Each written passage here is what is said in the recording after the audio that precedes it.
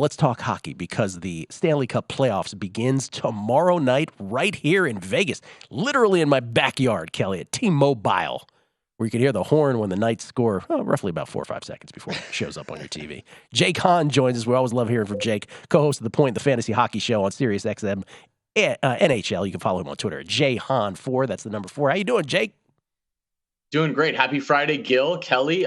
Gill, very impressed how you were able to slip in the name of the show just seamlessly there. That's a true professional. I strive to get to that level at some point. That was very impressive. Jake, I'm a wildly talented individual. It's amazing what I just did there. Extremely. I knew that already. The Golden Knights in Game 1 are minus 135. Now, depending on where you shop, they are right around there, let's say, for the series. Game 1 tomorrow night. But I want to start with the Panthers. Because the Panthers obviously fall into the narrative of hot goaltender, right? Sergei Bobrovsky is the guy. And so in hockey, many a team has won a Stanley Cup based on that as sort of the topic sends. As long as you have that, the rest will fall into place. And it's not just some, just sort of thing that comes out of a fortune cookie. It's really true because obviously then you can afford mistakes. Your goaltender can bat away stuff. But the Panthers, at each point, let's just talk about the postseason. At each point in the postseason, right? Boston, Toronto, Carolina, they knocked them all down. And you just wonder at this point, is there anybody, any team that they can't vanquish at this point? What is your thoughts on them generally?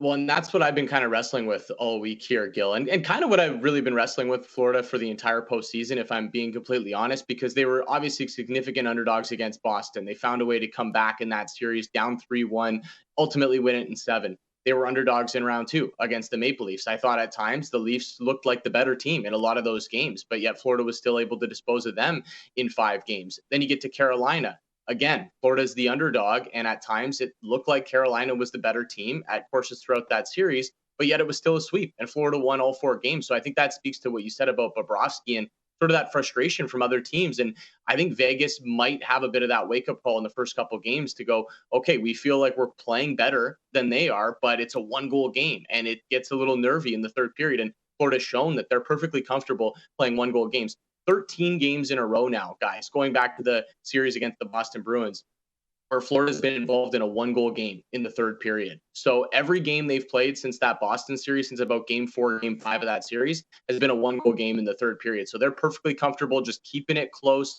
They'll make some mistakes, but they feel like Bobrovsky's there. And I think the other question mark with Florida is how is the elongated rest going to affect them, right? We have this on postseason time, whether it's NBA, NHL, you always see a team that goes through very early, gets a lot of rest, a lot more rest than the other team. That's the conversation here with Florida. Maybe it affects them in game 1, guys, but I think as the series goes on, they'll get back into it. Might have to be a little bit of a reset factor. So maybe a sloppy first period from them, maybe a sloppy first couple periods for them tomorrow night, but I don't think it'll take them too long to get re-engaged in this series. So interesting. So you think rust may trump rest, in other words, in this case?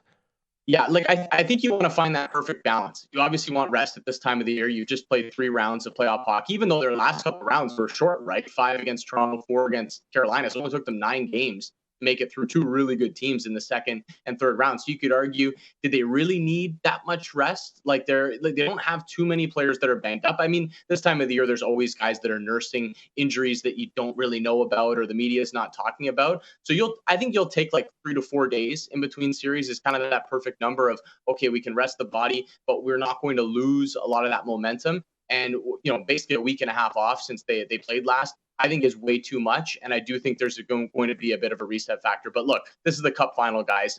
They know what they're playing for. I don't think it'll take them too long.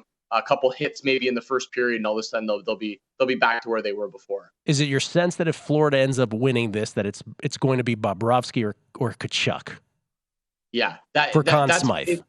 Yeah, it's basically down to 2 people. I think the Vegas conversation is fascinating for Conn Smythe, but when it comes to Florida, we've been debating in our show. I mean, we had a lot of time this week, guys, doing hockey shows every day when there's no games. So we're trying to debate basically everything. There's only 2 options on Florida. I would shout out Brandon Montour as a guy that's been really good in this playoff run on the back end, but I don't think he's got a shot to win the Conn Smythe Trophy. And it sort of comes down to how you view hockey and how valuable you feel like that goaltending position is. My vote would go to Bobrovsky right now, but a lot of this is recency bias. So if Tkachuk has a couple of huge games in the Cup final to lead Florida to the win, people might vote for him. But I feel like Bobrovsky is the reason why they're here, and I think he deserves to be the favorite, at least going into this series. Well, let's talk about the Vegas Golden Knights, both from a Conn Smythe standpoint, but just generally. I mean, Jake Eichel, pardon me, and Mark Stone, Marchessault, Marchessault, Carlson being two of the original 6 Vegas Golden Knights that are still here, even from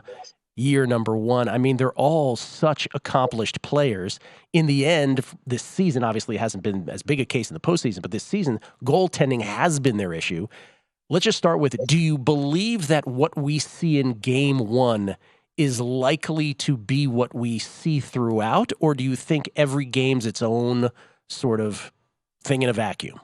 Yeah, I think it's closer to what you said at the end there. I feel like each game is going to tell a bit of a different story. I'm not going to personally read too much into game 1 just because of some of the factors that I talked about, especially Florida coming off this long layoff. And, Vegas is working off a bit of a layoff as well, not nearly as long as Florida. So maybe we don't see each team's best in game 1, although it is the Cup final, and I don't think it'll take very long for these teams to get engaged and really get into it. But I'm not going to read too much into it. Like if Vegas comes out and routes Florida in game 1, for example, and nobody's really been routing Florida, but if Florida shows that, the long layoff affected them and maybe Bobrovsky finally has a tough game and Vegas wins 4-1 or 5-1, something like that, I'm not going to freak out and say, a series is over and Florida has no shot of getting back into this thing. Doubting this team has not been a good idea throughout the course of these playoffs. So not going to read too much into game 1 here, guys, just because of the long layoff. Yeah, and by the way, it should be noted that the first time the Vegas Golden Knights were in the Stanley Cup Finals, they did win game 1. Everybody here was going crazy, and then the Caps proceeded to score 20 goals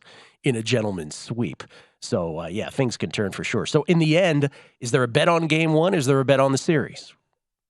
There's no bet on the series for me just yet, but there is going to be a bet on game 1, and I'm going to take the Vegas Golden Knights here, guys. You talked about them getting off to that great start in the Cup final last time, and then obviously it didn't go their way. I think Alex Ovechkin's still partying with the Stanley Cup somewhere after that Washington Capitals win and the 4 in a row in the Cup final. I like Vegas. I like them in this spot. I think it's Saturday night. The crowd's going to be pumped up. I guess it'll be closer to an afternoon game there, but close tonight, and time doesn't really matter actually in Vegas anyways, right? So everybody will be ready to go. It'll be a Saturday.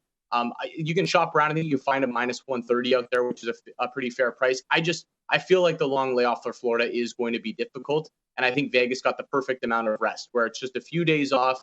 They still carry some of that momentum from Game 6, where they played great against the Dallas Stars. If they play anything like they did in Game 6 against Dallas, I think this game is there. So I'll be going Vegas in Game 1, guys. All right, Jake's on the Golden Knights. Jake, enjoy Game 1. Good luck with the bet. We'll talk to you next week. Yeah, you guys have yourself a great weekend. We'll talk to you then. My man, Jake Hahn, everybody. Again, Sirius XM NHL, co-host of The Point and the Fantasy Hockey Show on Sirius XM. Go to VSiN.com/subscribe to become a VSiN Pro subscriber today.